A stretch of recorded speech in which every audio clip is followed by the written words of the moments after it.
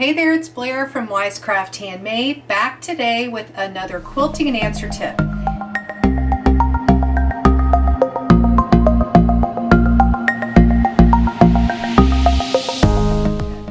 Every week I share a video tip designed to help you make better quilts. And today I want to talk about the term squaring up.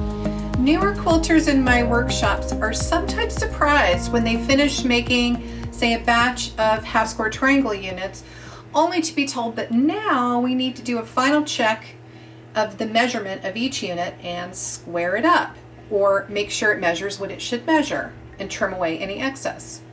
I know I was surprised by this years ago too. I mean, if I cut the correct size and I use the correct seam allowance, do I really need to check and square up every single unit? Well, all I can say to convince you to do it is that you will be super glad that you did. We are humans, not robots, and our work is sewn and cut by our own human hands. Squaring up a finished unit can help create some consistency in your quilt. You see, if the units are a little larger or a little smaller than the size you're aiming for, it can create a lot of inconsistency over a full quilt. And that's what terms like wonky were made to describe. And it's also what makes quilting not fun. So why not sew up all your units, cue up the Great British Baking Show in front of your cutting mat, and start squaring everything up?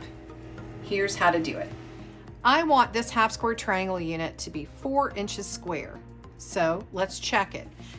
Using a square ruler like my Ruby ruler and positioning the 45-degree angle line on the ruler directly over the diagonal seam going through the unit, keeping these two edges exposed and the other two edges of the ruler on or beyond the 4-inch lines here and here. I'm going to open my rotary cutter and trim along these two sides. Next, flip the entire unit around like this and realign the 45-degree line of your ruler with the diagonal seam line. But this time also make sure that these two sides, the edges are directly on the 4-inch lines. Now trim away the exposed edges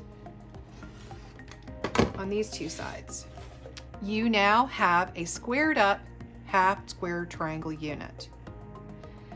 But that these two sides, the edges are directly on the 4-inch lines. Now trim away the exposed edges on these two sides. You now have a squared up half square triangle unit.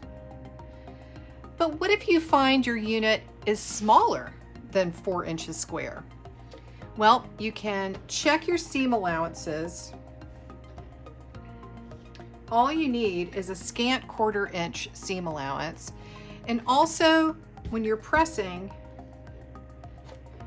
make sure you're pressing your unit fully open.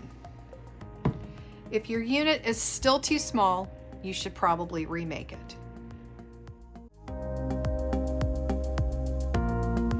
Find more tips, free patterns, tools, and tutorials at my website, wisecrafthandmade.com, and I'll see you next week.